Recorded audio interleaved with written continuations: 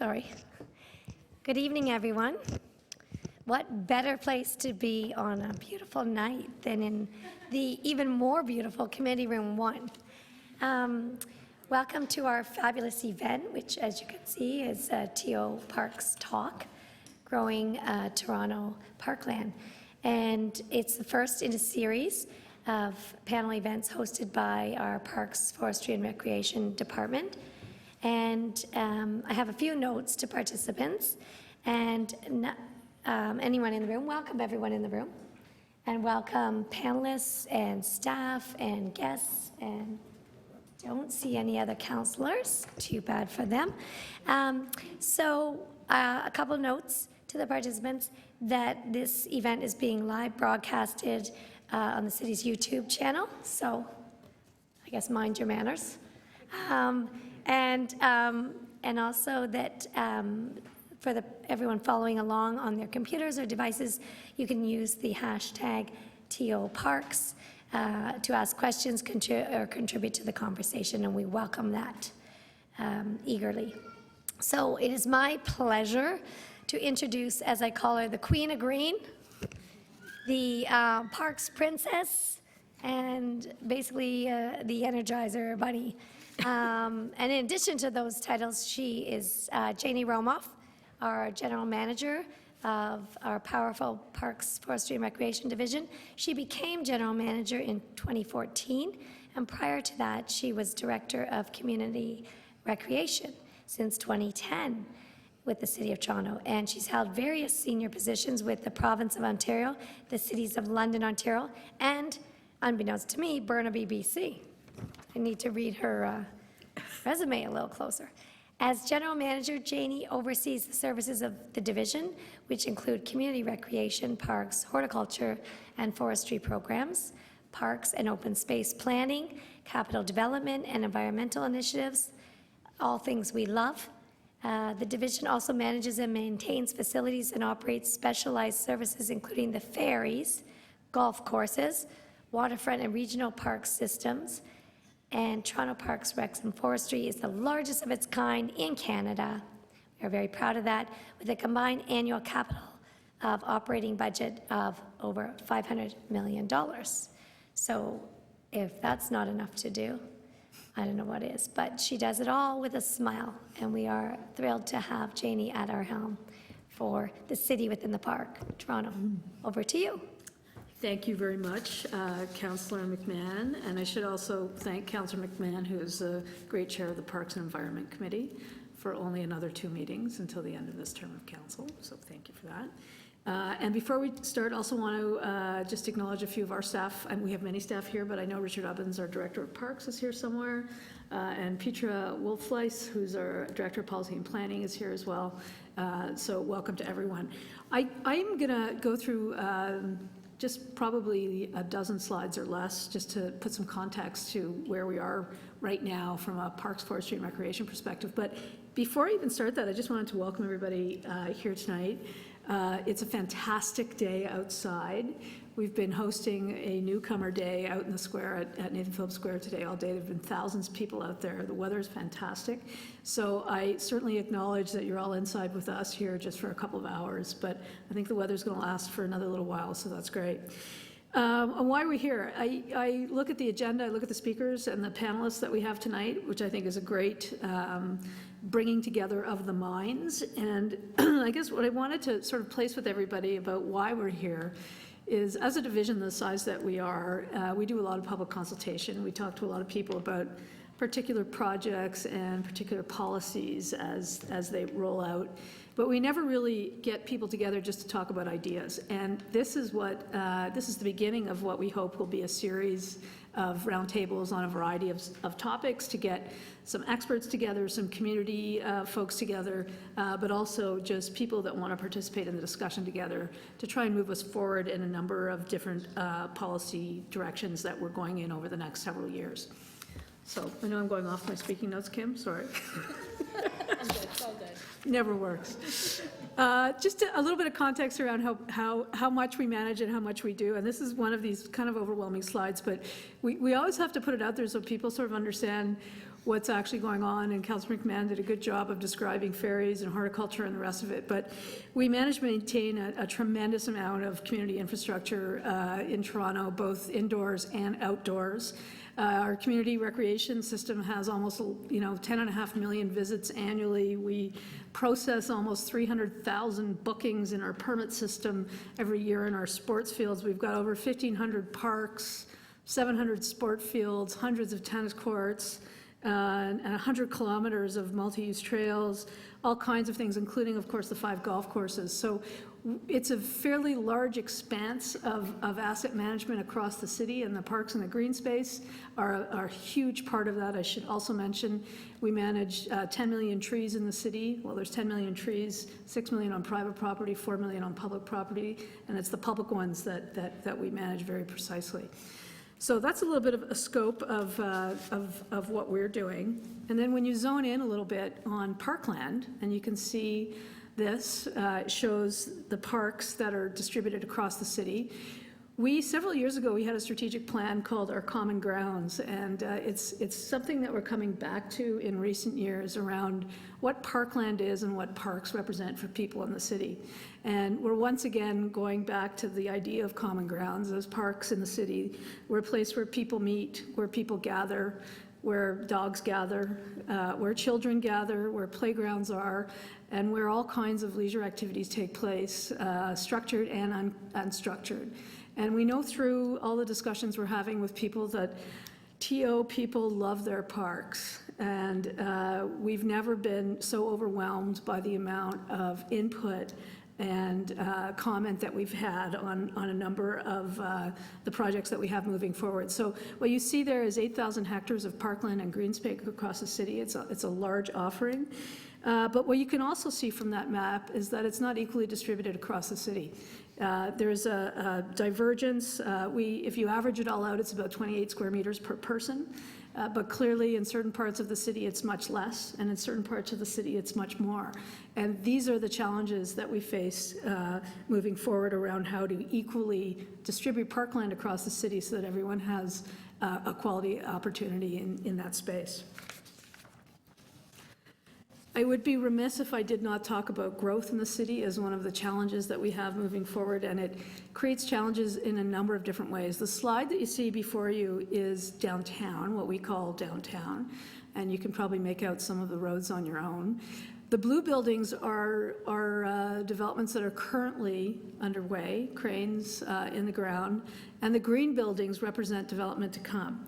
And I can say quite unequivocally that we're experiencing right now in the city the largest surge of growth in the city in many, many, many decades.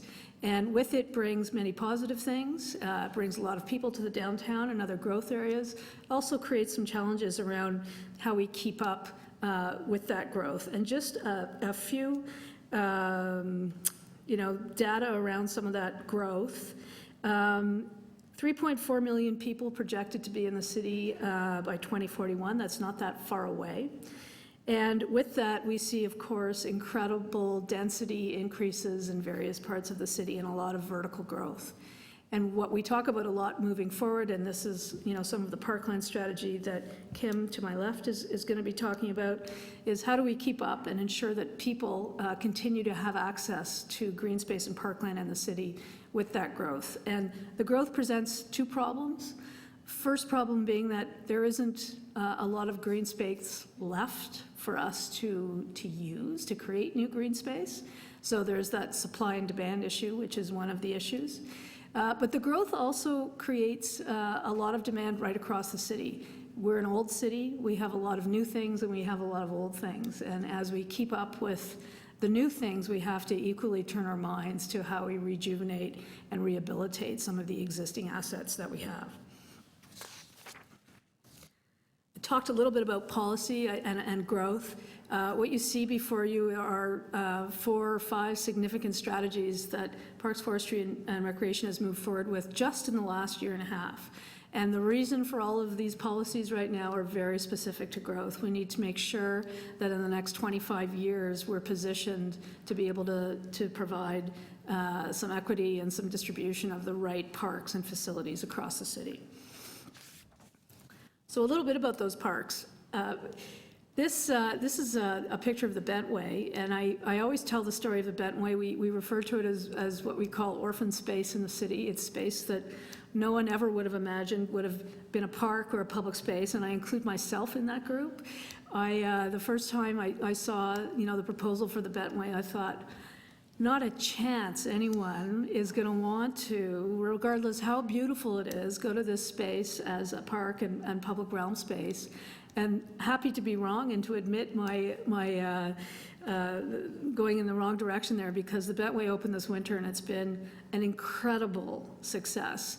It's connected communities, from one side of the Gardiner Expressway to the other. It's created some great public space, and now they're moving into a summer development and operation season, which will see the same. And it's a great example not just of how we can develop orphan space in the city, but also how we can look at philanthropy, partnerships, and alternative governance structures around how these types of public spaces move forward. The Bentway is an example of the first conservancy model in the city. Second example, Rail Deck Park, probably has gotten more media than anything, so I don't need to speak about it too much, but it really is a great example of another orphan space or space that we never would have imagined being used. We talk a lot about how much it costs, but when you see visions like this, it really looks at a vision of how you connect downtown and create the kind of city that we really all want to live in for many, many years. This is one of my favorites, Canoe Landing. It's a community center that we've had under construction. The construction just started. It's the first rooftop park we're building. There's a park just adjacent to the community center, but we already know that the density in the community requires more, and we're trying to access all the available space for public access. And lastly, or not lastly, I think there's just two more. This, of course, is Bearsky Park, which was redeveloped and reopened last year. We call it our most Instagrammed park. It's become an incredible hit just because of the joyfulness of the park and the space. Completely rehabilitated space has become a huge hub of community just by redeveloping the space in a way that better meets the density of the area.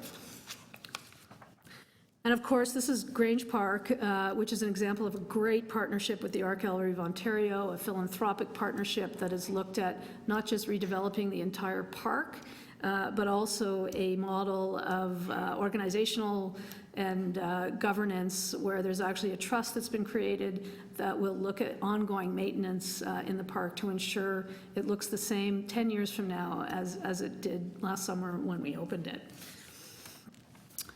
So that's the end of my opening remarks, just to put some perspective on what the panelists are going to bring forward. I encourage you all to speak out loudly when that opportunity comes. We really are interested in what everyone has to say, and thank you again for coming and committing your time to us here tonight. Before I go, I do want to introduce the moderator and facilitator for tonight, Edna Alley, who's sitting right across from me. Edna Alley is firm in her pursuit of civic engagement, whether that is through empowering herself or others. As a participant of the Protégé program, an initiative addressing the unequal representation of women in municipal government, Edna received mentorship and firsthand experiences in municipal politics from a female councillor. I have a mentee as well in this program. As a former civic leader for the Canadian Council of Muslim Women's Civic Works Project, Edna enhanced her skills in civic literacy, media literacy, and tech literacy with the goal of devising best practices to increase civic engagement among youth from priority neighbourhoods. As Executive Director of the Toronto Youth Cabinet, Edna is responsible for the management of the leadership team and the organization as a whole. Edna led the Community Safety Working Group, where she worked to develop initiatives propelling youth voices and perspectives concerning policing and violence protection, right? Violence prevention. So having said that, I welcome you, Edna, to facilitate and to announce and to introduce the panelists for this evening. Thank you so much for that introduction. And I also want to extend some thanks to Councillor McMahon, as well as Janie, for kicking us off for this very first TOparks Talk event. So I'll talk a little bit about the structure of this panel discussion. So we're going to have 4 speakers. We have John, Jake, Erica, and Edward, and they're going to be speaking on the Parkland strategy's 4 themes, so around expand, improve, connect, and share. So each of the speakers are going to have about 2 to 3 slides per their topic, and they're going to have about 5 to 7 minutes to speak. I'll have a few questions to warm up the discussion, then we're going to turn to the audience, both here as well as through Twitter. So again, that hashtag is TOparks. And then we're going to hear from Kim, who will wrap up the event with a short overview of the Parkland strategy. So I'll just get started then with introducing our first speaker. So we have John Gladkey. He's an urban planner with over 40 years of experience working with government agencies, private sector organizations on land use and policy planning, urban regeneration, local economic development, affordable housing, development approvals, strategic planning, and management. Prior to Gladkey Planning Associates, John was a senior director for the City of Toronto's Planning and Development Department and a principal consultant at GHK International. He's also worked on the revitalization projects at Regent Park and Lawrence Heights, the regeneration of the Toronto waterfront, and planning, intensification, and implementation strategies in municipalities across the GTA. He has also worked on numerous urban and regional strategic planning and economic development initiatives in cities in the Middle East, Europe, North America, and Latin America. Throughout his career, he has focused on expanding planning practice to embrace human rights, economic, and environmental sustainability. He is also a fellow of the Canadian Institute of Planners and a registered professional planner. So I'll hand it over to John. Thank you, Edna. That was very kind. My colleague Andrew Davidge suggested before the session started that we should adjourn to Trinity Bellwoods Park because it's such a nice day. If that were possible, I would second that motion, but unfortunately we're here, so let's get on with it. I'm going to just take a few minutes to talk about a project that I was involved with a number of years ago and have continued to be involved with up until very recently, which is the revitalization of Regent Park, because I think there are 3 really good lessons that we can take from what happened there as it evolved for planning parks in the future. So Regent Park, as many of you know, I'm just going to go a little bit of give you a little bit of background. Regent Park, as many of you know, was a public housing project. It was 100% rent geared to income. It was physically separated from the rest of the city. It was separated from the grid. And it was as a visible island of poverty, and there was a lot of stigma attached to it. So I had the privilege of working with an incredibly talented group of people to prepare a plan for the revitalization of the area. And the plan consisted of introducing mixed income, mixed use, replacing all of the social housing on site, reintroducing the grid, and essentially also enhancing social, cultural amenities and creating opportunities for economic advancement for people who are living there. And in the process of doing that, the number of units in that area was expanded from 2,800 to 7,500. So it's a growth area. It's a significant growth area in the City of Toronto. And of course, parks had to be considered and introduced, and we had to find space for it. And so the first lesson that I want to draw to your attention is the importance of leading with something like parks, or parks as an amenity, as the redevelopment happens, prior to other development taking place. When we first, these are, I have a pointer and I'm going to try very carefully not to, most people are over here. So when we first started, this was the major park that we had planned. It was about 6 acres.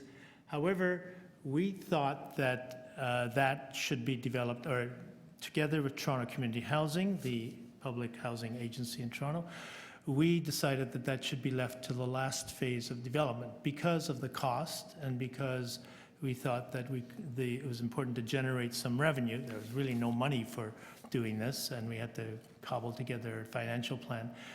It was so we thought we'd leave it to the last phase.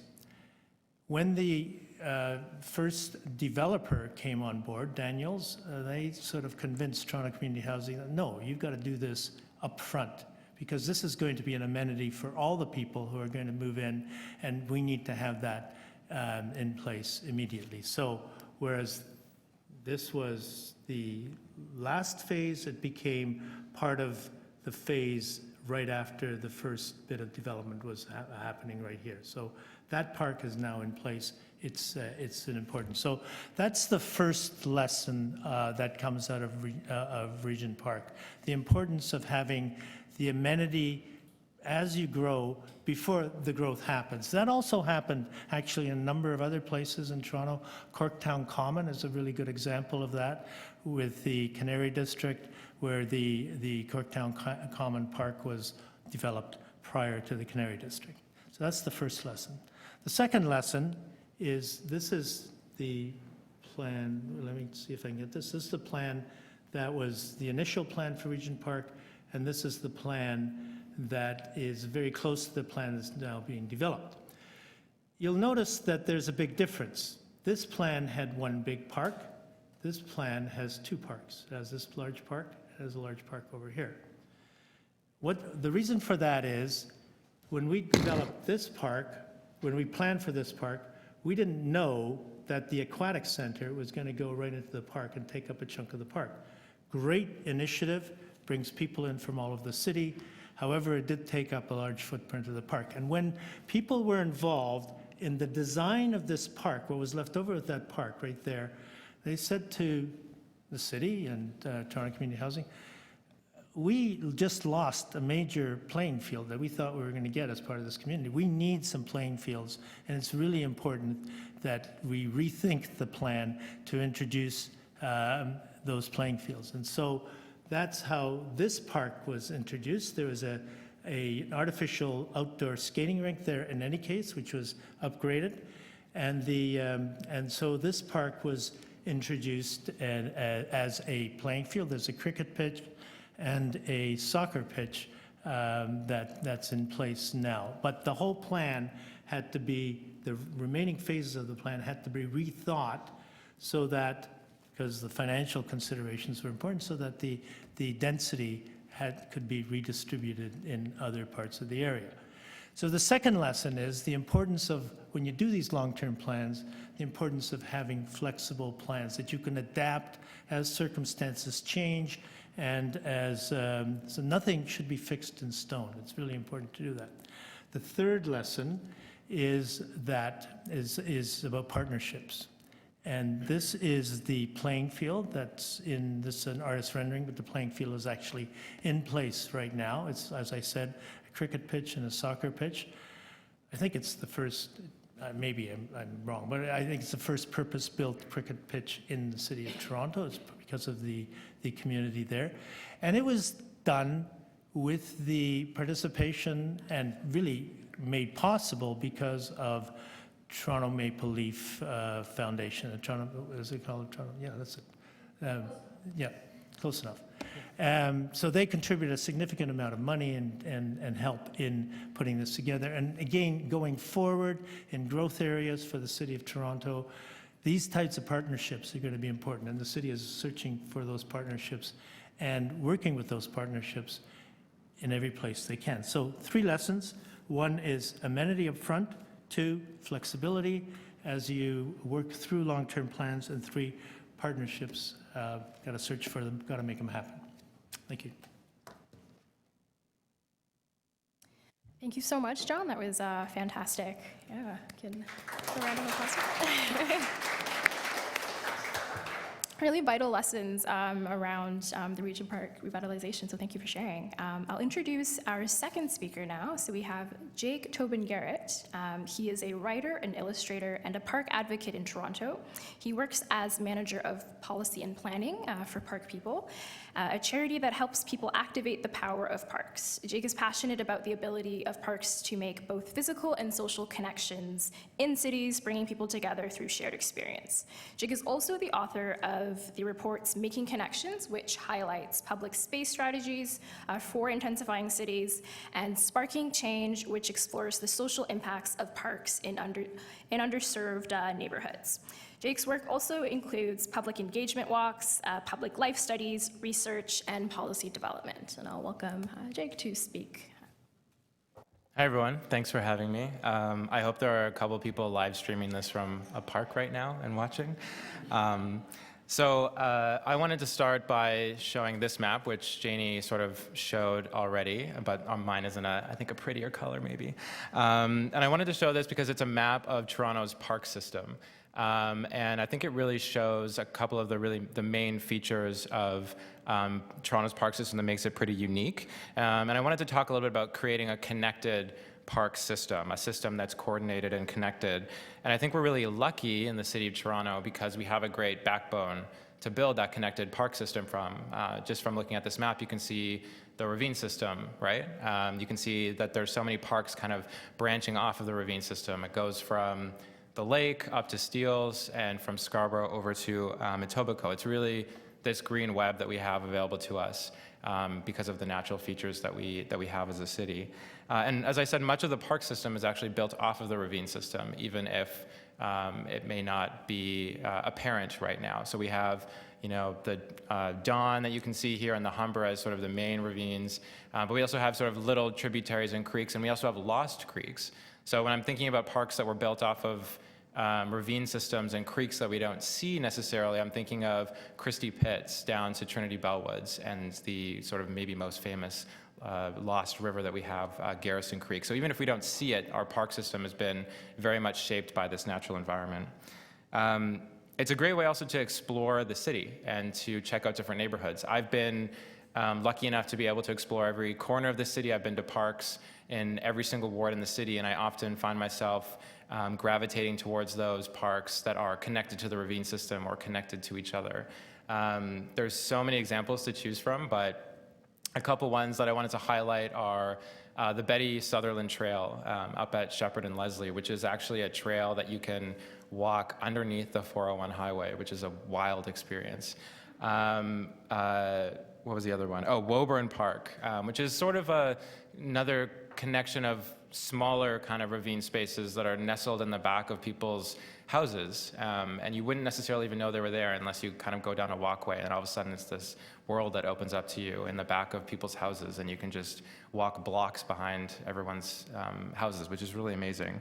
And then there's larger ones. We have Taylor Creek, which goes into Warden Woods, and you can walk from the Lower Don all the way to Warden Station in Scarborough, pretty much in a park, which is astounding. So why is this important? Why is a connected park system important? It's important from a kind of a natural and ecosystem perspective. We need wildlife corridors in the city, much like we need corridors for movement of people safely. We need wildlife, and pollinators need to be able to move from place to place and forage and find habitat in a safe way. And having a connected park system is such a crucial part of that. We need people movement. People also need to move in a safe way. And so our parks are for cycling and for walking. And a connected park system is really important for equitable access.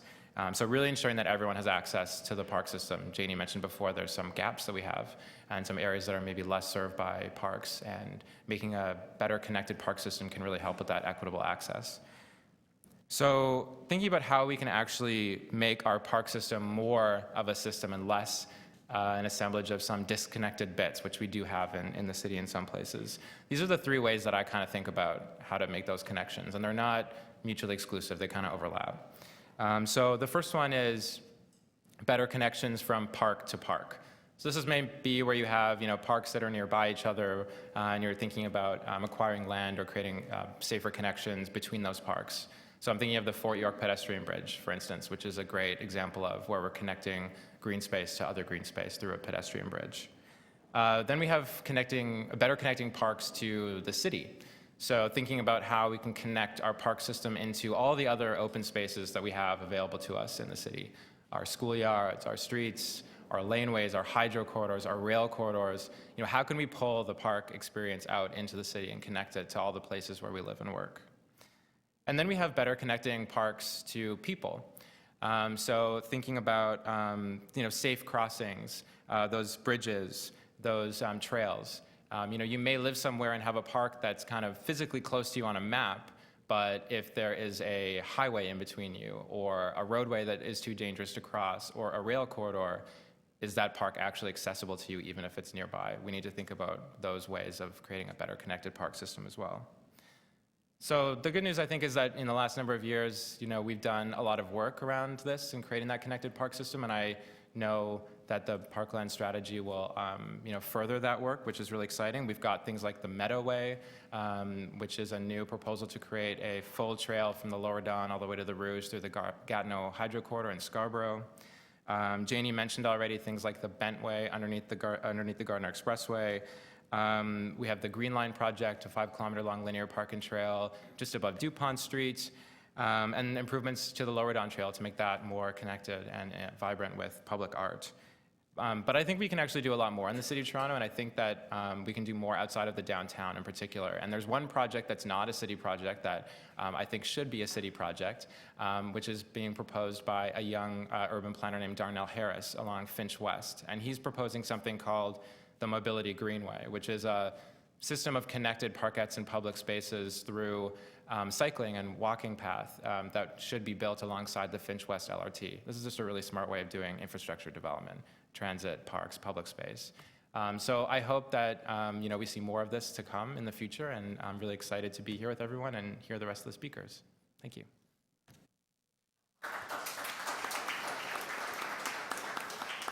Awesome, thank you so much, Jake. Amazing speaking to kind of the ways in which we can foresee that theme of connectivity.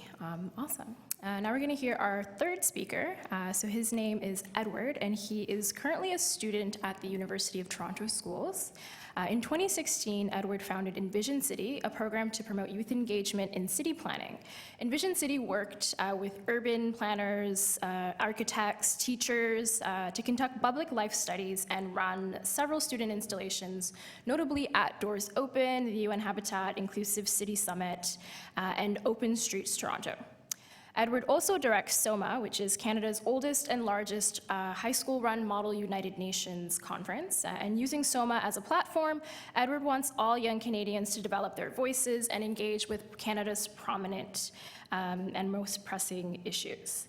In April, SOMA gathered about 600 students across the country to debate topics ranging from climate change to gender equity, and recently organized a fireside chat with our Foreign Affairs Minister, Chrystia Freeland. So I'll welcome Edward. Thank you so much, Edna. So thank you for having me. I am no expert in any parks or urban planning. You've heard from some amazing experts, and we'll continue to hear their opinions. What they were looking for in this panelist was for a high school student to bring a youth voice, and I happen to fit that.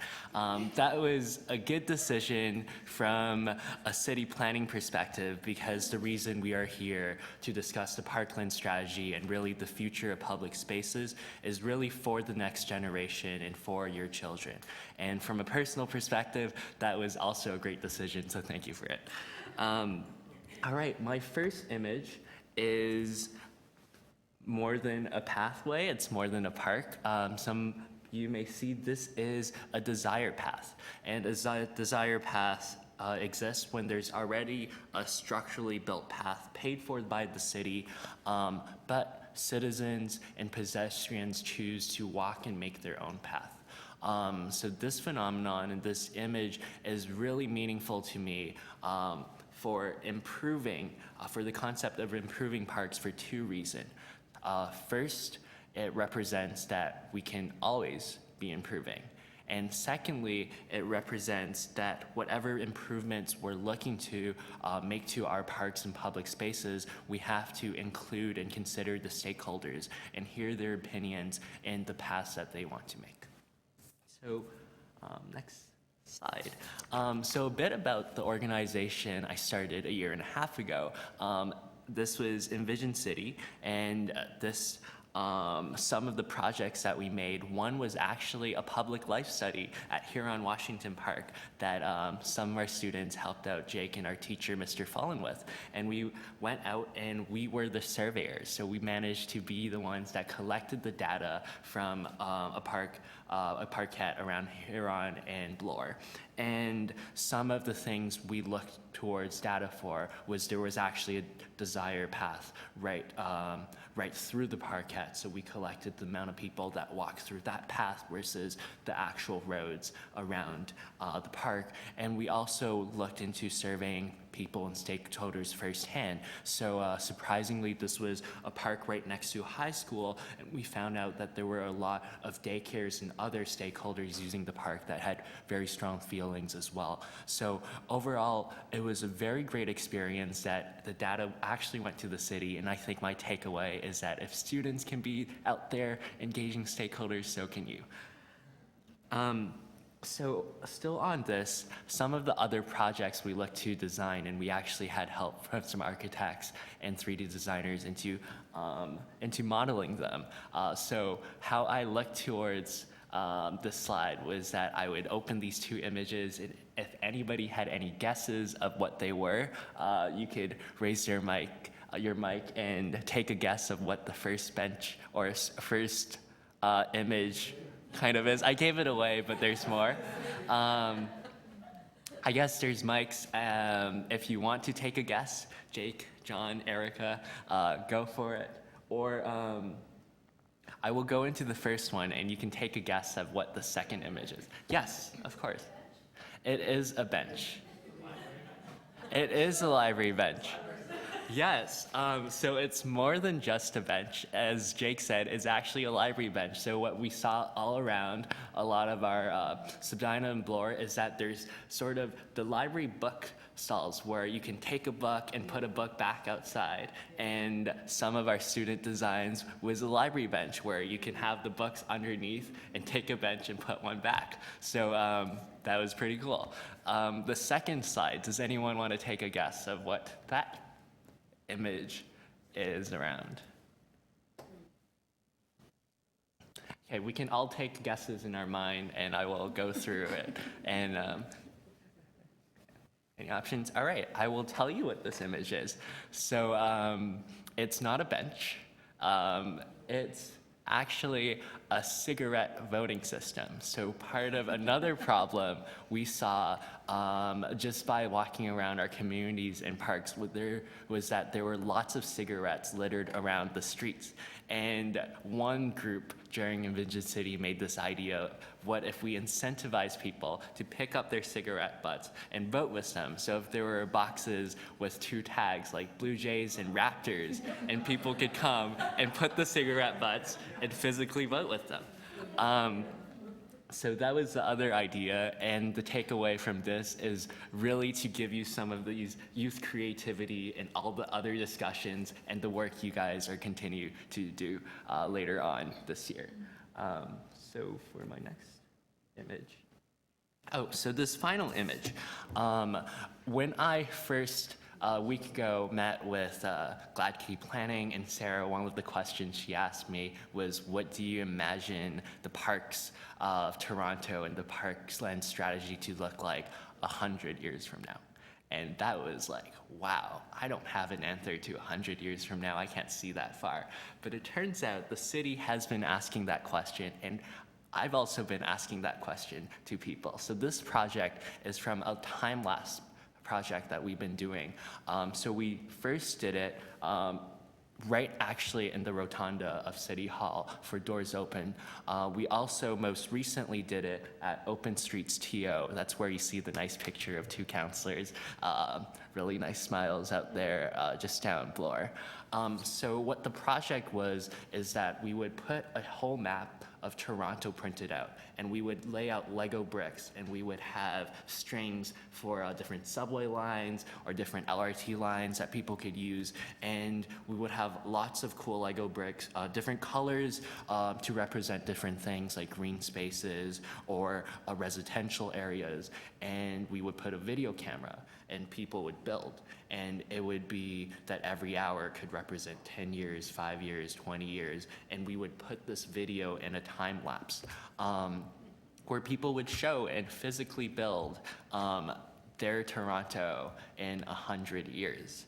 So that to me was very reflective of what a physical community could build for Toronto, and imagine our public space in 100 years from now. There were, of course, lots of crazy ideas. One of the coolest things I saw was back in the Doors Open Toronto a couple years ago. I don't think the Toronto sign had been built yet, and one like 4-year-old just made Toronto and put it right in front of City Hall. So I found that very cool. Some of the takeaways personally for what I see the future of parks and public spaces in Toronto is one, of course, connected and accessible, like Jake as well mentioned, and as well as integrated with technology, because 100 years from now, that will be very different. For example, one really creative idea that I've been thinking and maybe dreaming about is what if we had Snapchat, hear me out, Snapchat for public spaces, so that when someone is at a park, you could take a snap of it, and maybe there's a feature for adding different benches or making your changes, and other people that walk around could see your snaps, and the city could consider that. Seems like a wild idea, but in 100 years from now, that may be very, very reasonable. So my takeaways from the presentation are, one, to continue improving, two, to really consider your stakeholders and include them in everything, and the Parkland strategy has done a very good job of it. And three is really all this creativity and this creative energy, and hopefully you will take that into the work you're doing. Thank you.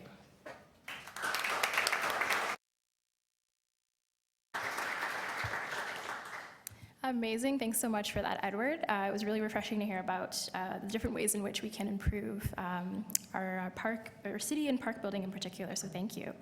Now we have our last speaker, last but certainly not least, we have Erica, and she's a planner and cultural producer from Dartmouth, Nova Scotia, the traditional territory of the Mi'kmaq people.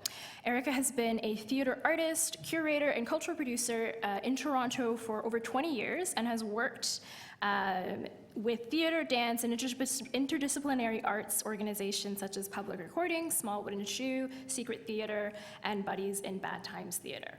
Erica was the artistic director for the Rhubarb Festival from 2005 to 2010. She holds a master's in environmental studies planning from York University and is in the final stage of completing a certificate in cultural planning and development through UBC.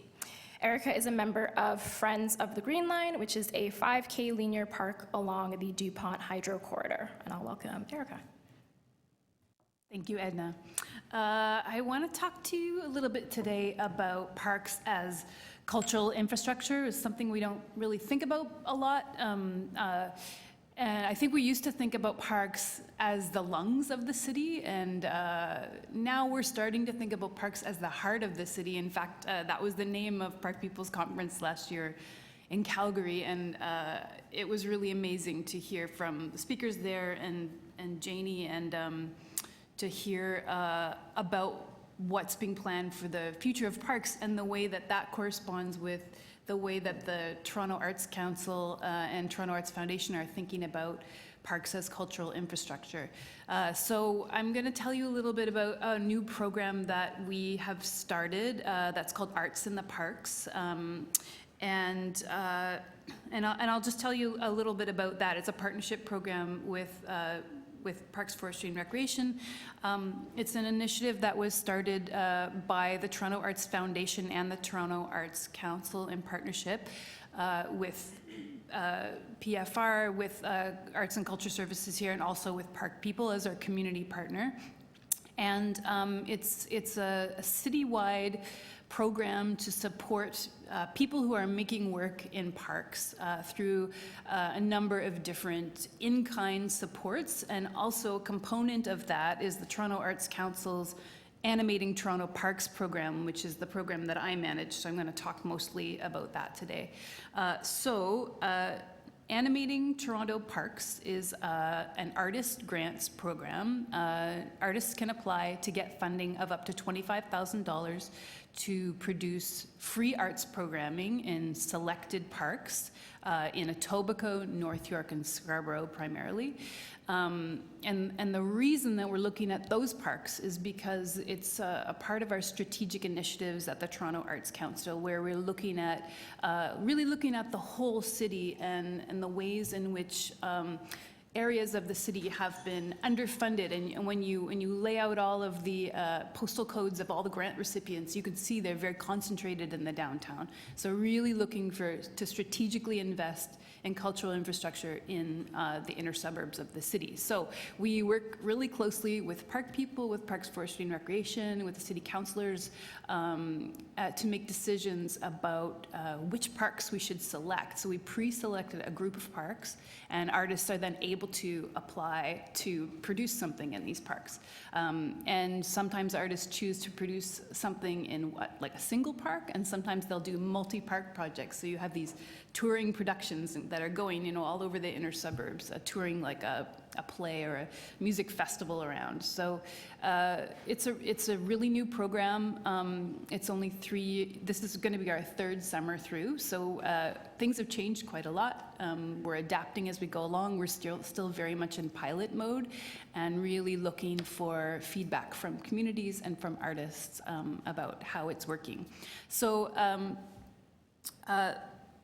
the vision that is shared between Toronto Arts Council and Toronto Arts Foundation, which is why we're partnering on these initiatives. These are really huge initiatives for us and really instrumental in our vision, which is a shared vision that we call Creative City Block by Block. And that's really looking at, like I said, the city with a kind of a lens to the redistribution of arts funding and strategic investment in areas of the city that have been previously disinvested.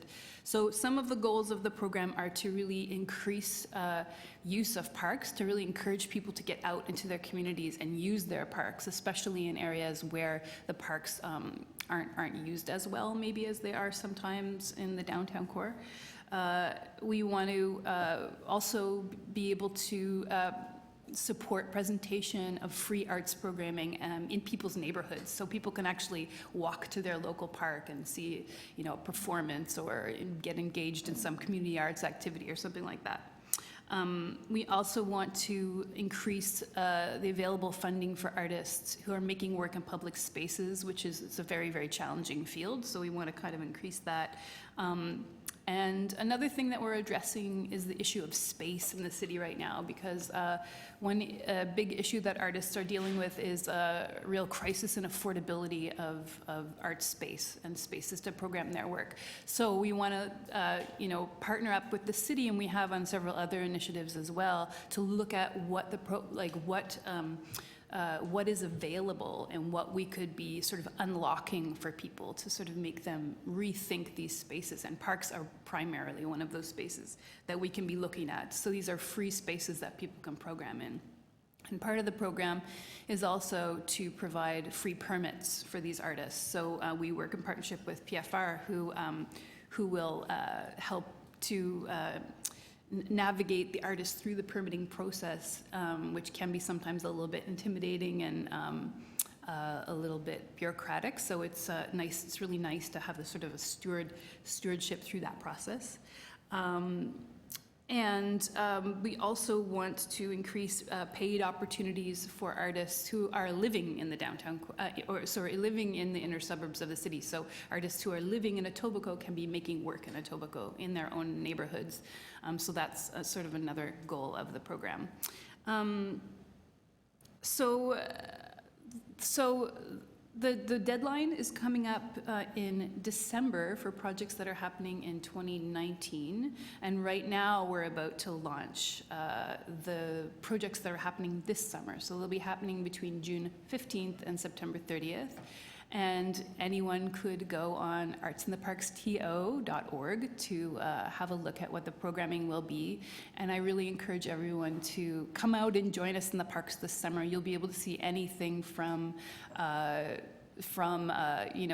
dance festival to music festival that's powered by bicycle power, or community engaged, beautiful community engaged arts projects, theater, dance, installation art, all kinds of things are happening across the city all summer long. So I really encourage everyone to come out and ask me about it after. If you want to take my card and you're interested in applying, I really love to talk to people and help them through the process. So ask me questions.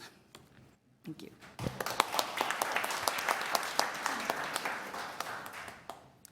Amazing. Thank you so much, Erica. It's amazing to think through kind of what park space can look like when they're shared, and most importantly, kind of rethought. So thank you for that.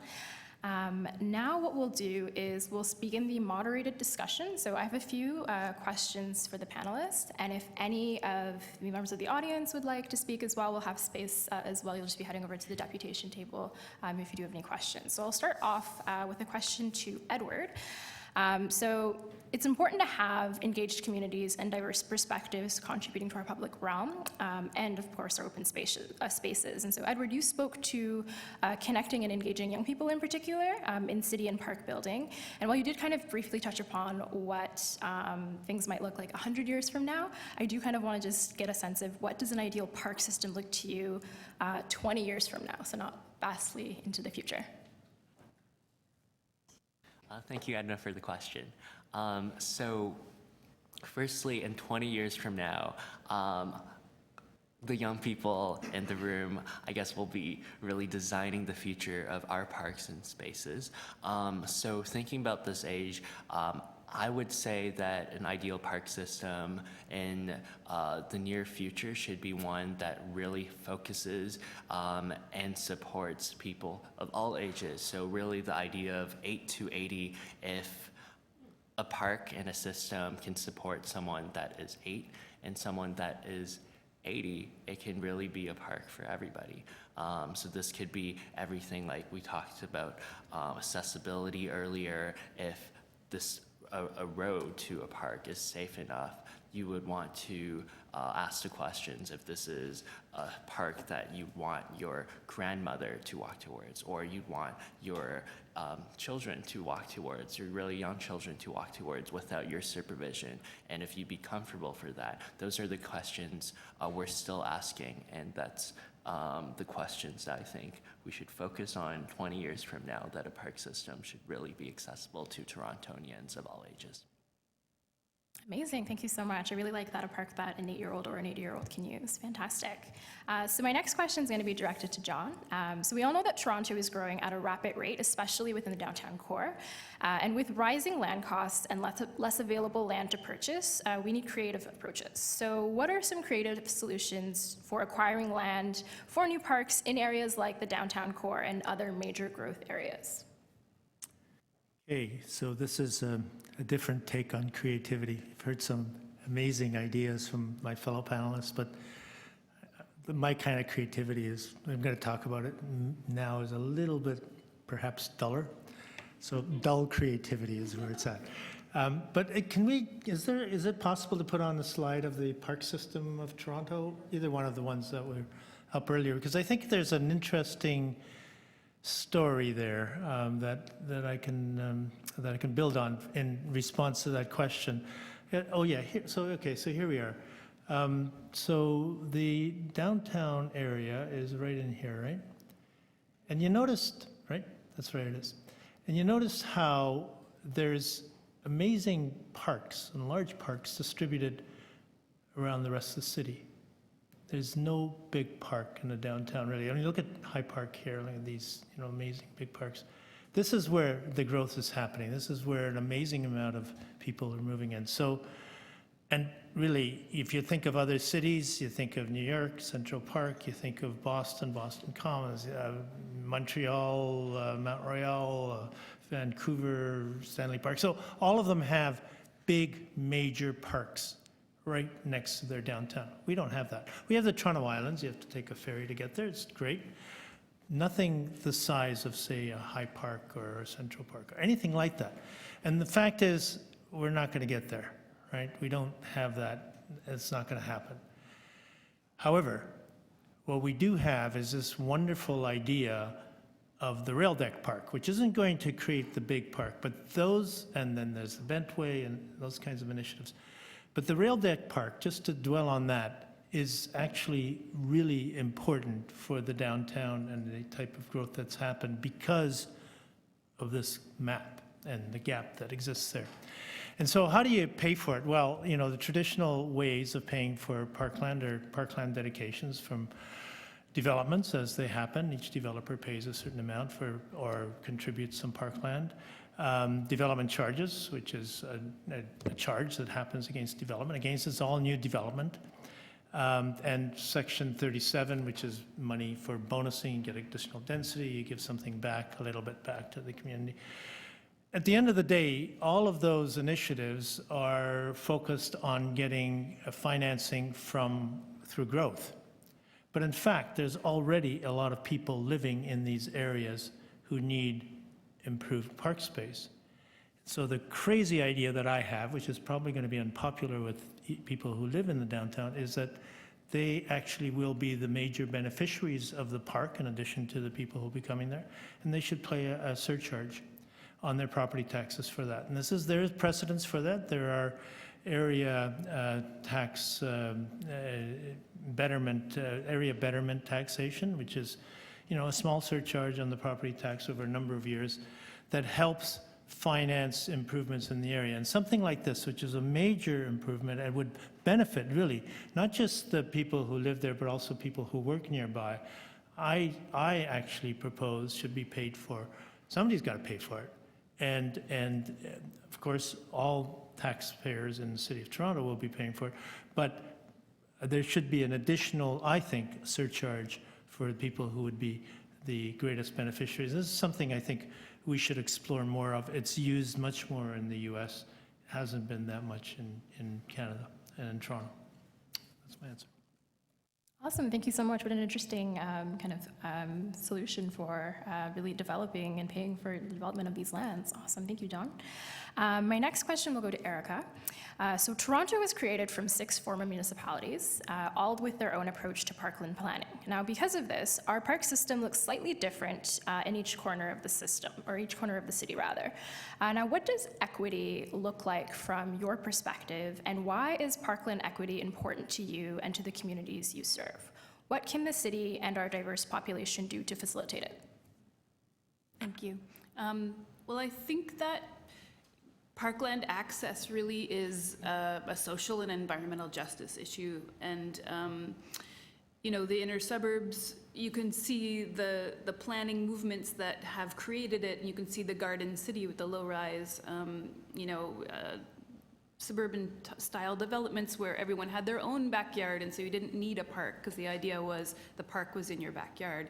And then you had the sort of the towers in the park model, which is, you know, and these are all responses to the idea of urban disease. And so let's create space and green space, and then we understand that, you know, we need the lungs of the city, and we need air to breathe, and we need to disinfect, you know, the air around us. And so this idea of towers in the park, you know, high towers in the middle of vast expanses of grass, and that didn't work in the way that it was expected to work either. And then what you have is areas of the city that are very car dependent, and there isn't that kind of walkable social hub with a mix of different land uses all in one area that people are constantly walking in and out of and to and from. So you have parkland, but it's not being used as much as it is in the downtown core, and it's not being used as cultural amenity or a social amenity. So that's something that I think about a lot, and I think I think that we can strategically just try to program those parks and try to offer funding for people to, you know, produce art things and artsy events, or make them really accessible to community groups. You know, make it really easy and accessible for people to use. Make sure that the facilities are up to date. It's really important to have bathrooms and running water and shade in parks. Otherwise, people can't really spend very much time there. So things like this, I think about a lot when I'm, you know, working in Scarborough, North York, and Etobicoke. Although they're completely different, and all of the neighborhoods are completely different, and there are parks that are very, very well used, particularly the large destination parks, where everybody goes to have a huge family picnic. It's amazing. But yeah, I do see some parks that are underutilized that could really use some support to the communities that are there and to the social infrastructure that already exists there. Awesome, thank you so much. And I quite liked how you framed it as Parkland access as inherently an equity issue. Fantastic. So I'll put forth the next question to Jake. So there are increasing opportunities to better connect the traditional park system with open green spaces in our city, such as hydro corridors, green streets, schoolyards. How can the city build stronger partnerships with other landowners in private and nonprofit sectors in the future? I guess first I wanted to say too that I think in the context of the question to John, this sort of plays into it, because I think we need to think about our public right-of-way and our streets as a resource for creating new parkland. And so we've sort of have somewhat examples of that in Toronto. Gould Street on the Ryerson campus, you know, a street sort of taken out of the road network to create a focal point and a public plaza for the university. We've got Bursey Park, or Berksea Park, I don't actually know how to say it anymore, where the redesign was accompanied by the redesign of an adjacent street that can be used as a flexible plaza space to sort of expand the amount of space that you have in the park. Vancouver and their acquisition strategy for parks includes their roadways. They look at closing roads to actually increase the size of neighborhood parks, and they've done that in a number of locations. So, you know, we have 25% of our land area in the city is our street network, and I think we need to look at it more seriously as a resource for parks. The question that you asked, that was around partnerships, and I think it's different in each case, but I'm thinking about this project we're working on right now at Park People called the Public Space Incubator, where we're giving out grants to people to do really, you know, interesting and dynamic things in public spaces across the city, and it's funded by Eddie and Ken Greenberg and the Balsam Foundation. Eddie is here, so thank you very much. And I think one of the things that we're thinking about when we're doing that project is, because we're thinking about projects that can be implemented in parks, in hydro corridors, in schoolyards, on streets and laneways, all of the open spaces that we have available to us. One of the questions and challenges, it's often just who to talk to when you want to do something.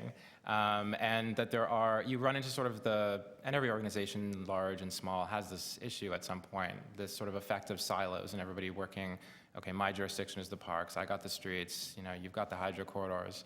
And so when we're trying to think about how to actually program and build and improve a public space system across the city, you run into this problem or issue where you're not really sure who is the point person, who to talk to. And I think it's confusing for a lot of people who don't really understand how the city works, a lot of partners and other nonprofits and maybe philanthropists who want to do something interesting.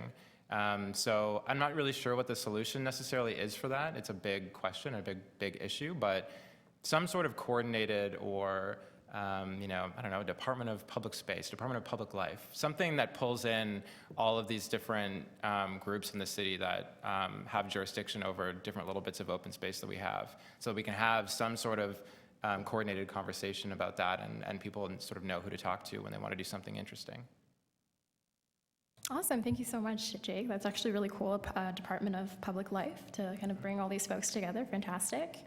So it looks like we have our first question from Twitter, and all of the panelists feel free to jump on this. But the question is, what does Toronto lack that the other cities like New York, Vancouver, and Boston have? A large park in the downtown. So there's no space for that in Toronto, but creative solutions may be the corridor parkland, perhaps financed by adjacent property owners as greatest beneficiaries, but essentially coming back to that question, I suppose, of what does Toronto lack that those other cities have?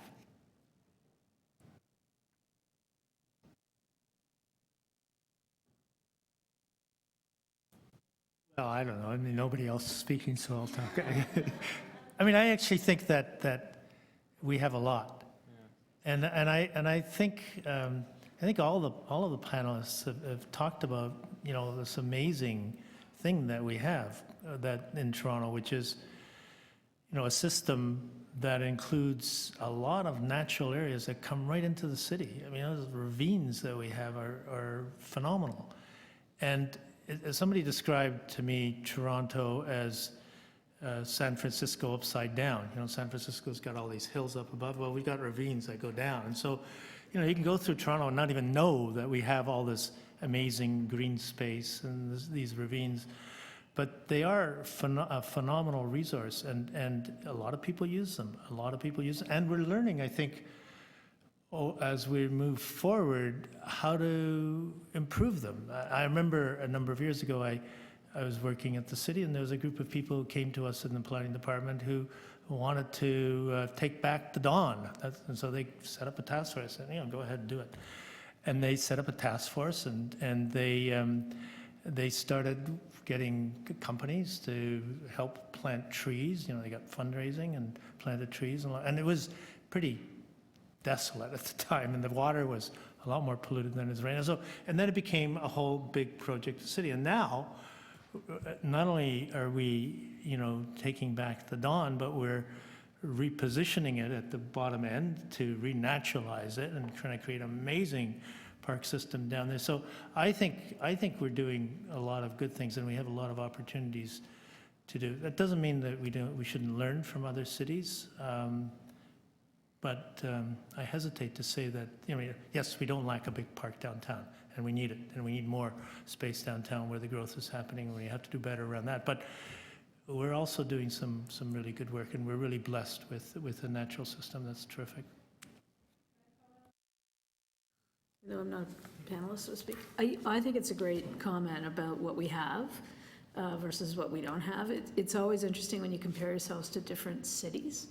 And we've been doing a lot of that right now around Rail Deck Park and this iconic destination, mostly downtown. We compare ourselves to Chicago and New York and Boston and others in trying to have that iconic destination, which I think we'll have, but we'll never have a central park in the downtown like New York does. The topography of the city just doesn't support that. But it's an interesting point about the inverted San Francisco, because we do have, through the topography of the city, some fantastic opportunities to connect to parkland that people are not currently using. And that's when Kim does the parkland strategy, that's one of the big principles of the parkland strategy, is connecting. And if you look at this map, I love this map, and you look at the big pieces of green, like as an example, we're the first city in Canada, I don't even know whether North America, to have the first urban national park. I mean, who would have thought we would ever have that? Jake mentioned the Meadowway, which is this fantastic connectivity that's going to connect the Lower Don Trail system across the 401 into Rouge Park. So we have these things that a lot of other cities don't have, and we probably don't celebrate those things enough as we move forward, because I think there's also some great opportunities there to stand out that's a little bit different. So I think it's a great opportunity. We're at this cusp right now of moving forward on so many of these things. So. All right. I suppose then we can just end off. Oh, wait, question, yes? Yeah. I just wanted to illustrate something that Erica mentioned. In Mount Dennis, we call ourselves the greenest neighborhood in Toronto, simply because we have a lot of green space compared to, you know, if you divide it, it's massive. But then the one quadrant of the Eglinton Flats, you can only access it through its parking lot. So you have to walk all the way up as if you're a car, and then walk into the parking lot to access Topham Pond, which is a very nice place that most residents of Mount Dennis don't even know exists. And you know, there's solutions to certain things that, you know, the greenway mobility is an amazing concept, but there's solutions that are a lot closer and a lot, you know, immediate to effect. On the street corner of Jane and Eglinton, we could just create an accessible paved entrance. Right now, there's fences on the corner, on the major corner, but it's telling you to go up the hill and go down as if you're a car driving. So there's little solutions in the meantime as we get to the big stuff that requires a lot of money. There's little solutions that could connect people to parks. Sorry, can I jump in on that? I think that is such an important point because we often get caught up in the big ideas, and while the big ideas are really excited and needed, like Rail Deck Park, there's so many other small things that we can do that have such massive benefits. And I'm thinking in particular about the Green Line, where Erica was talking about. You can go for 5 kilometers through this hydro corridor, but the only point that you can't go is a gate at a TTC yard that is often locked. You can approach the gate from this side fine, you can approach from the other side, so the gate and the lock don't really mean anything, but that gate remains closed. And so because of that, you can't actually use this full 5-kilometer park and our linear trail system that we could be building. So small acts like creating those access points and unlocking a gate can be huge. Fantastic. And on that point, actually, are there any more questions or comments from, a few questions or comments, yeah, fantastic. So I guess you just turn on your microphone, yeah. I wanted to ask a question about how much, on Jake's point of expanding and connecting our parklands, how much of that is potentially due to the fact that it doesn't really seem like we have a long-term plan on how to connect our parks. And if there is, maybe I'm ignorant of it, but I'm thinking like, Metrolinx, they're making a regional transportation plan. It's a 15, 25-year plan. We have our 10-year cycling strategy here at the city, and that's full of all these dotted lines to, lay out what our existing system is and where those broken links are. I'm wondering, this is a very good picture, and you can see how we have all these great linear corridors that already exist, but you can clearly see where those white gaps are. And I'm wondering how much of that is to do with the fact that perhaps we don't have a solid long-term document to say, in 15, 25, 50 years, here are, 2 corridors that we want to connect eventually. And perhaps we don't have that in a document to guide everything, in new utilities, guiding new master planning, new development, whatnot. I'm just wondering, if there is that long-term document, and if there is a need for it. I can maybe start the answer on that. I think there's some yeses and some nos and some maybes in that. It's a pretty big question. If you look at TOCOR, which was just approved by City Council last week, that is the town, the secondary plan for downtown, given the growth. And it not only connects all the parks and identifies all the parks in the green space, but it also does a public realm study and a community facilities study and all those things at the same time. And it's a 25-year plan. So with the largest sort of density and growth area of the city. So we do have some of those plans. I think we're doing a better job. And TOCOR is a perfect example of a lot of city divisions working together to break down some of the silos you're talking about, so you don't get a road plan and then you get a parks plan and then the two of them go like this and they don't work. So I think we're just starting to have some good examples of how all those city divisions work together to make some of those plans, and we're building on some of those successes, TOCOR being a big one that we just finished.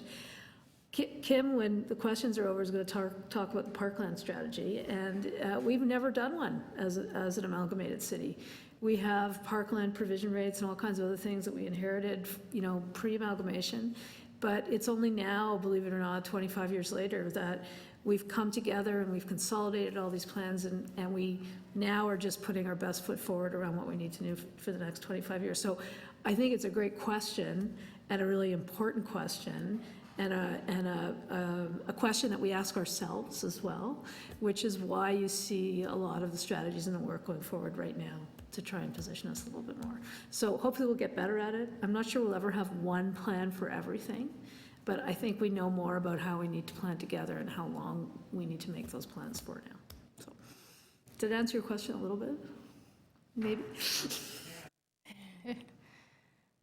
Awesome. And just in the interest of time, because I will be handing it over to Kim, who will be speaking to that Parkland strategy, I'll just quickly introduce her. So Kim is the project manager for the Parkland strategy with Parks, Forestry, and Recreation. And so she's just going to give us an overview of this strategy. So I'll hand it over to Kim. Thank you, Edna. Thank you. And thank you to the panelists and everyone who's joined us here tonight in person and online. So I'm going to spend maybe about 10 minutes doing a really high-level overview of the Parkland strategy, which is really going to pick up on the themes and so much of the discussion that we've had tonight.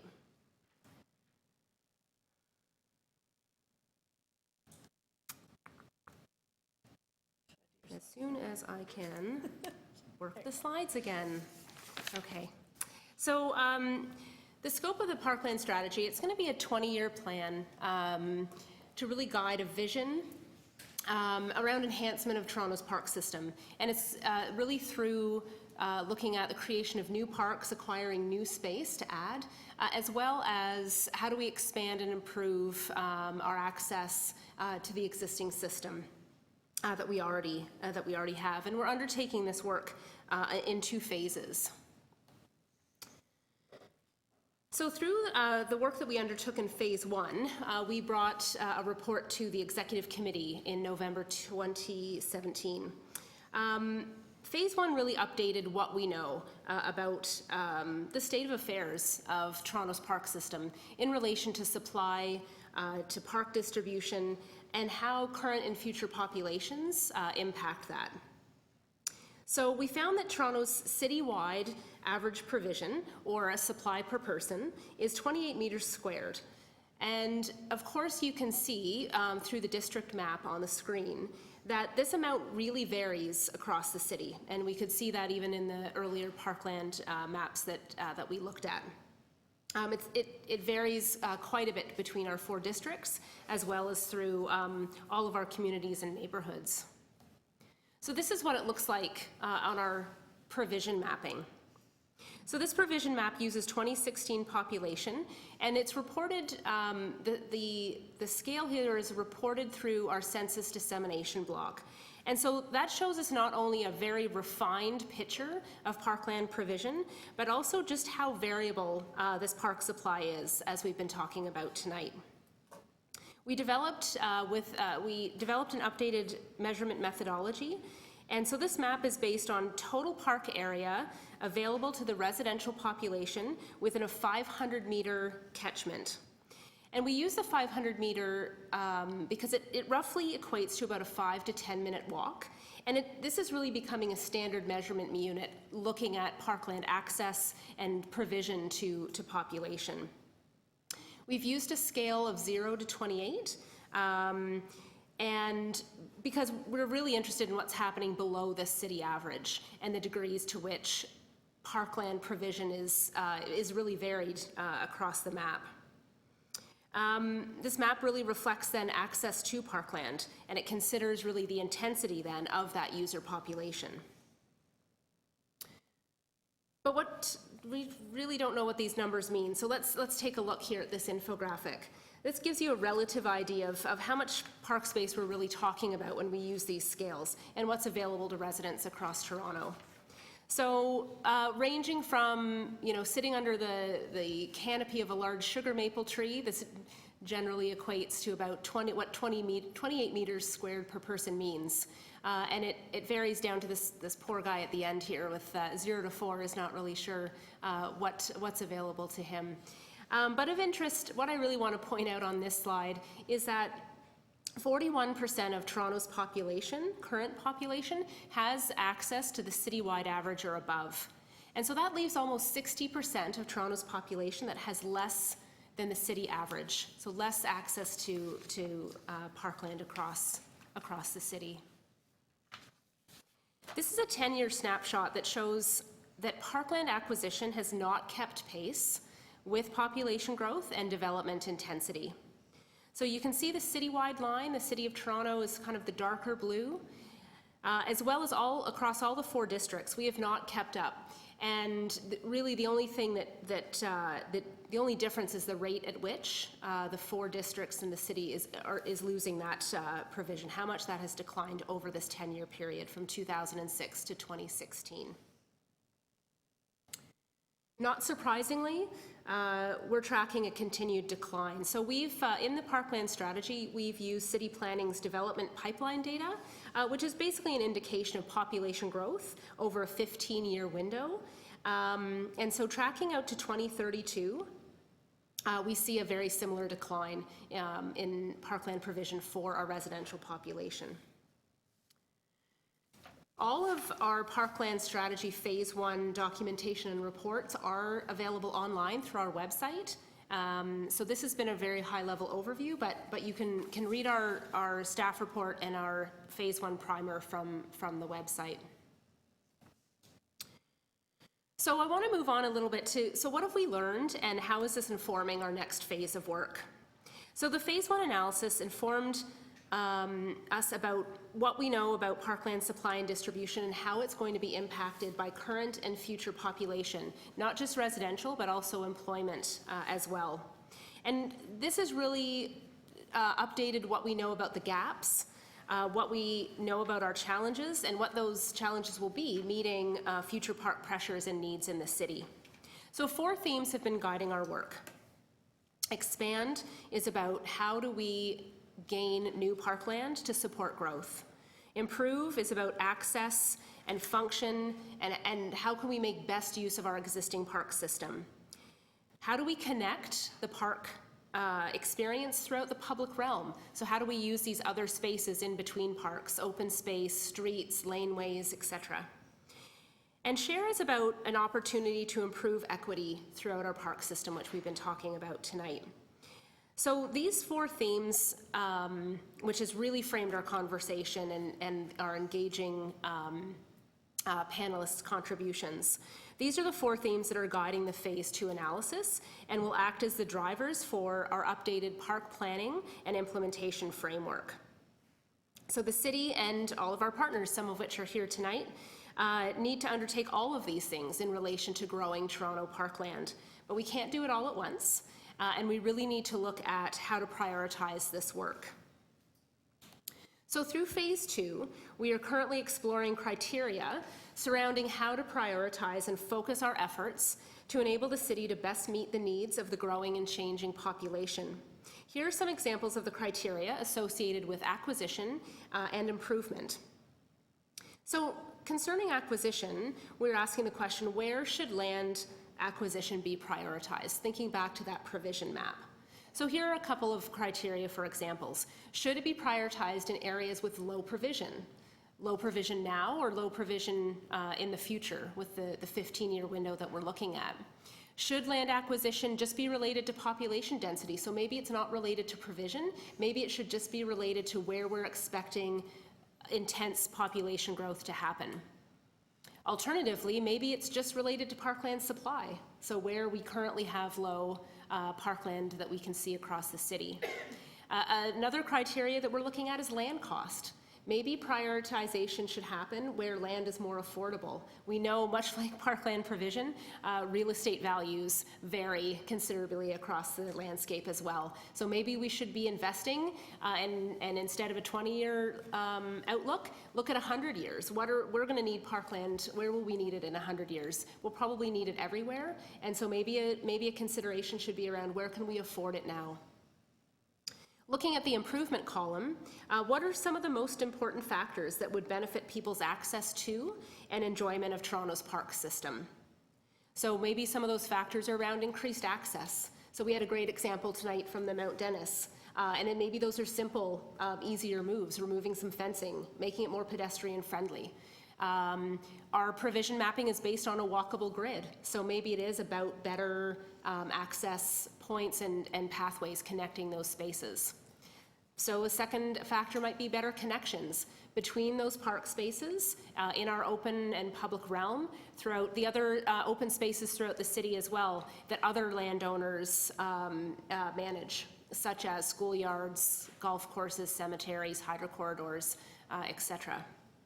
We're really looking at how do we better protect our natural areas as well. Our ravine system is a great example of where the majority of City of Toronto's ecologically sensitive areas are located, and the city is undertaking a ravine strategy which is looking at some of those goals and factors as well. And so what can we dovetail with this to protect these natural areas and put people and events and animation in parks that are better suited to handle that.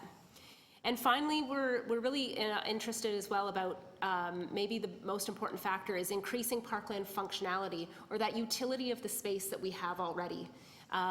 If we can't acquire, what can we do better with the space that we have? So this is where you come in here and at home. We want your input moving forward. So through our first phase of work, we engaged with residents, employees, park users, non-park users, stakeholders, through the various methods to help inform our work. So we did that through social media, through an online survey, and through some more traditional methods as well, like open houses, pop-up events. We came to some of the arts in the park. And I think some of our staff were at a ukulele event in Scarborough, which I hear was wonderful. So we'd like to continue that as well. And so we need your input on the second phase of this work as well. So I just want to let you know about some of those opportunities. So we again have an online survey. It's available through our website. It's currently up and running, and it's available until June the 11th. So I've been referring to the website. It is www.toronto.ca/Parkland Strategy. There is a link there to the survey for phase 2. So I would encourage the people watching from home to take that, and of course the people in the room as well. For the folks here tonight, you have an added opportunity. We have a couple of engagement activities just outside. So you might have seen the project boards on your way in.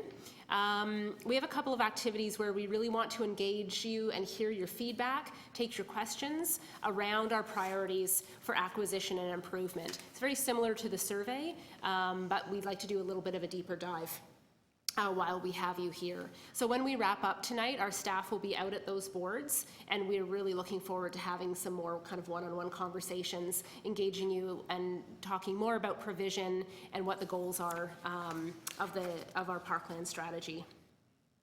So just a final slide on next steps. I don't think I need to convince anyone in the room that Toronto Parks support a really high quality of life for Toronto's diverse communities and neighborhoods, and I think we each enjoy probably every day, if not where we'd all like to be this evening while it's so nice, in our safe and beautiful park system and the communities that we live in and work in and connect with. So we're planning to report back in 2019, and the final report for the Parkland Strategy will provide a comprehensive analysis of our system of supply and distribution and how we are going to prioritize acquisition, expansion, and improvement of this system that we all know and love very well. Thank you.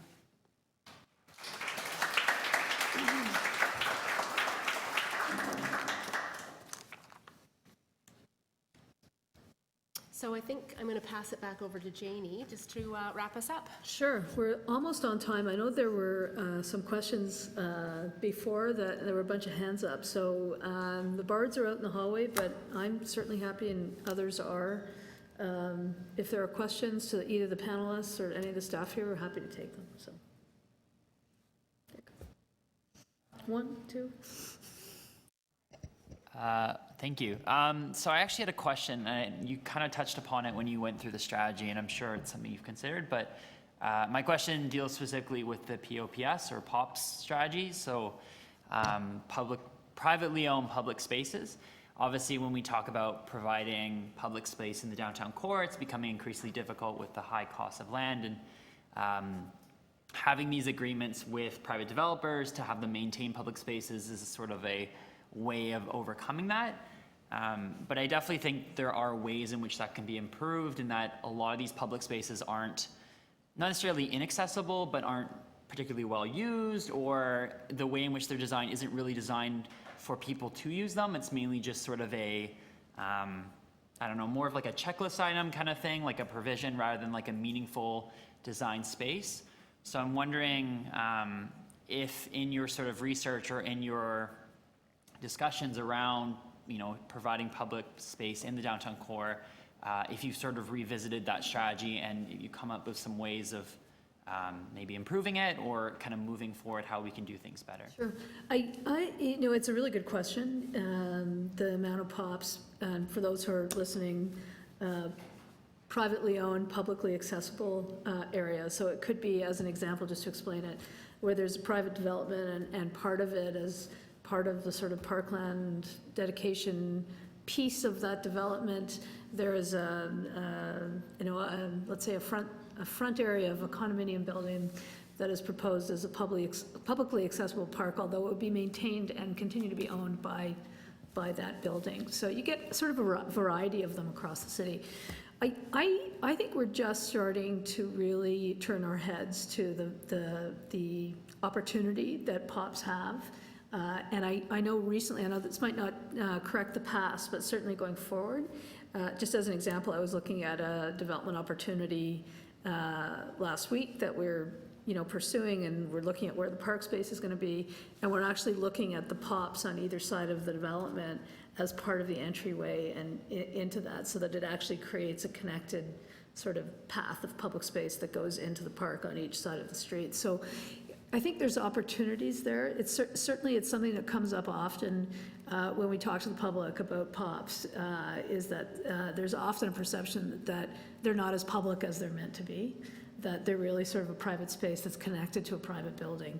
And we need to do a better job in the design considerations of how they're really opened up to the public. So it's a great comment. I don't have a total answer for it, but I would say it's something that we've heard a lot of recently, and it's certainly something that we're considering as we move forward with a whole bunch of things. Hi. I was really pleased to see that you mentioned environmentally sensitive areas as something to protect. And currently, I lead a volunteer stewardship group in High Park. And in a park like that, it is supposed to be protected because it's an environmentally sensitive area, and it's also provincially mandated as an environmentally sensitive area. But the fact that there is so much multi-use of the park, it's been determined that this park is for everybody, for whatever they want to do. And the result of that is that the environment is not protected. And if you're a bird watcher, you would see endless dogs going around chasing birds. And so the fact of it being environmentally sensitive, there's no protection, there's no bylaw. But one thing I just wanted to mention that if you do want to protect it, you have to have bylaw enforcement, and you have to restrict the activities that are allowed there to start with. But the other thing I wanted to mention is that I have hundreds of volunteers who come out because they love the park, they love nature, they want to do something to help. And we have a program, we meet just twice a month, and we plant and we remove invasive species, and we do what we can. But I think that if there is a new way to have education for the population to make stewardship something fun, something that they would want to do, and bird watchers join in, and so the people who really like nature have opportunities to do more. And currently, the resources of urban forestry are stretched totally, and there's so many people who want to do stuff and they can't because there's no staff to help them. So that's the other part, is to try to change for the environmentally sensitive parks what people think about it and how they can participate in a different kind of activity instead of riding their bike through it, like plant, and more resources towards that. Those are great comments. I know park people have been doing a lot of work around stewardship groups and friends of groups. Is there anything you'd add to how you engage people more? No, just that I agree with your comments, and I think a lot more. I mean, it's great to work at a charity that helps get people involved and supports groups that do stewardship activities. But I think the point that you're making that's really important is that we need more resources at the city to support those, because often you need the guidance of city staff to know what's an invasive species, where you can plant, and what you can do in a park. And I know those forestry programs are fantastic, but small. And so I think as part of the ravine strategy, there's direction to kind of increase that. But when you look at the implementation plan for the ravine strategy, it's not the first thing on the plate. And I think maybe that is something that needs to be looked at a little bit harder by the city. Just to add to that, or could I add to Jake's answer? Sure. Yeah, so same, just want to echo it. It's so important for the educational concept of students to be involved. I think personally I was involved with Parks and Planning because of a high school teacher that was interested in getting students to be involved. And then opportunities like the Public Life Survey came up as well. On the comment of High Park, I'm trying to get into bird watching as well, but not really. I'm more of a stargazer actually, so I take up the telescope.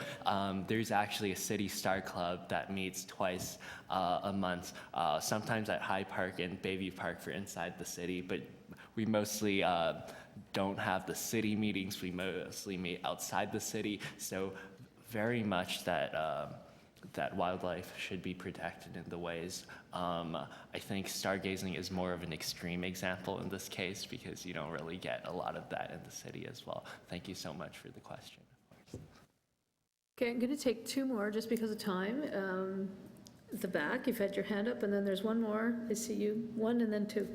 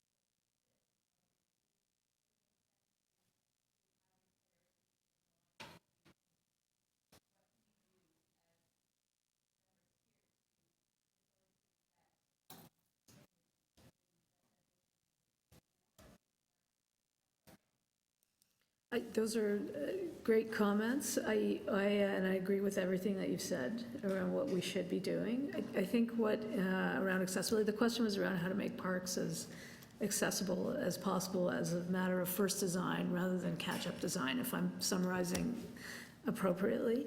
I think what you see, and I know this is where we hear frustrations, and is in the new things that we're developing, which are all the new accessibility codes and guidelines. And I should say the city's accessibility guidelines actually exceed the provincial accessibility guidelines. So I think the city has put its best foot forward on what things should be designed as. I think the problem that we have is we have so much infrastructure that already exists that we need to catch up. And I think we try and do as much as we can as we go, but we know that the new stuff is better than the old stuff from an accessibility perspective. And maybe there's smaller things. I know there's a number of accessibility advisory groups that we work with when we move forward, but just as an example, I'd never give Vancouver credit just because I used to live out there, but that was just a bit of a little joke. But I just read in the paper today that they actually, I think it was in the paper, that as part of their beach accessibility program, as an example, they've bought basically all-terrain beach wheelchairs that people can access so that they can actually get on the beach, right? So it's looking at new things to do. Like, as an example, I know we have some accessibility pathways on the beach, sort of wood, or I'm not entirely sure, but they're meant to sort of smooth the way so that people who are in mobility devices, chairs, or other things can get to the water's edge. But the Vancouver approach takes it almost to a different level. So I think the comments are very well taken, and we take them very, very seriously. And we talk as much as we can to the accessibility community around some of the things that we could be doing. So thank you for that. Okay, one last one right there. There you go.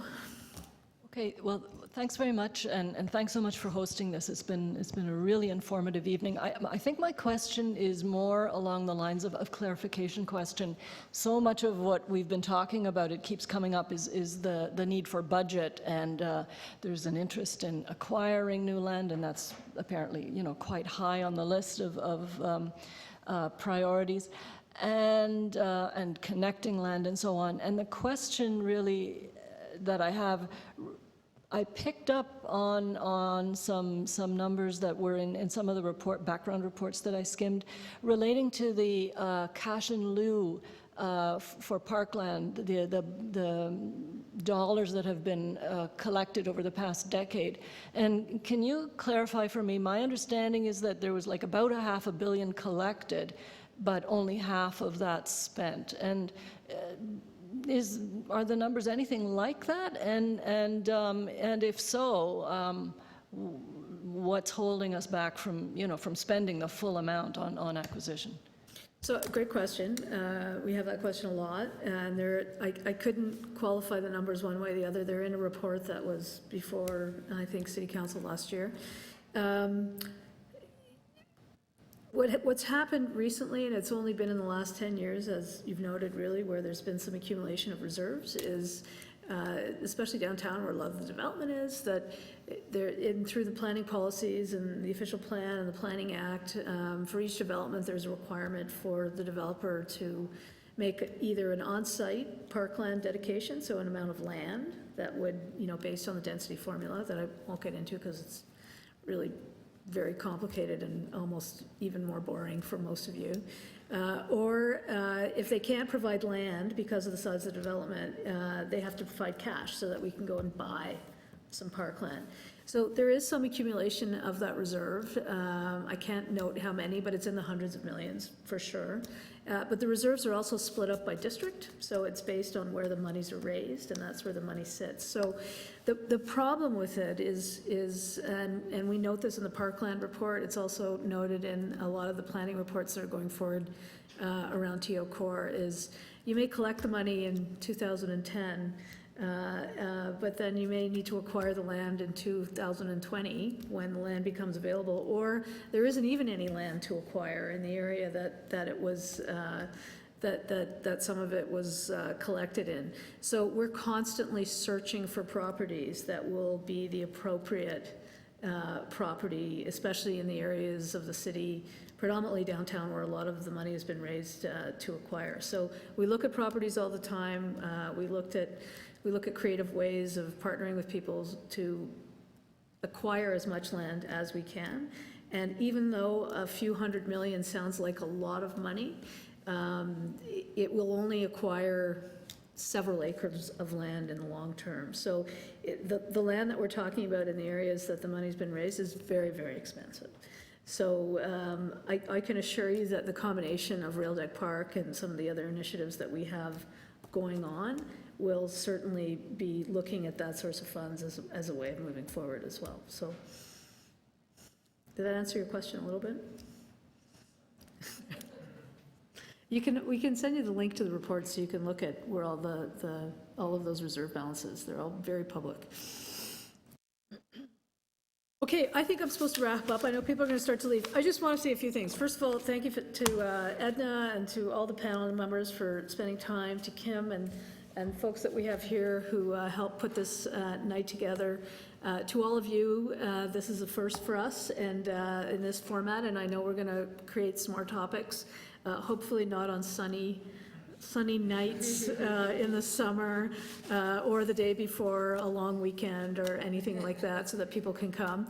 I do want to leave you with a couple of things. You know, we're talking about planning forward and looking at all these things. These are just some of the things I've been involved in lately. I found out recently that High Park, which was bequeathed to the city probably 150 years ago, when it was on the outskirts of the city. When originally proposed to the city to receive the land, the city said no, because they thought, one, it was too far from the city center, and two, that it would cost too much to maintain. And these are, and to your thoughts about 100 years from now, if there weren't sober minds together back then to challenge those ideas around the importance of parkland, we wouldn't have High Park right now, and all of the environmental areas there, which are very important to protect as well. So there's one lesson, and I always talk also about Rail Deck Park, and we talk about it moving forward and the complexity of it right now. I recently spoke at a conference. I was doing a history of parkland development on the waterfront, and if you go all the way back to, I think it's 1848, Rail Deck Park is actually presented as a park along the waterfront. So I think we need to trust our instincts in what we need, and I think we're moving forward as fast as we can, but certainly lessons from our ancestors are good lessons to bear as we move forward, and we keep all those things under consideration. So I thank you all for your input. I've really enjoyed the dialogue tonight, and hope that you'll all come back next time and bring your friends. And I know that there's lots of things to look at outside, so thanks again. And thanks to all of our YouTube listeners.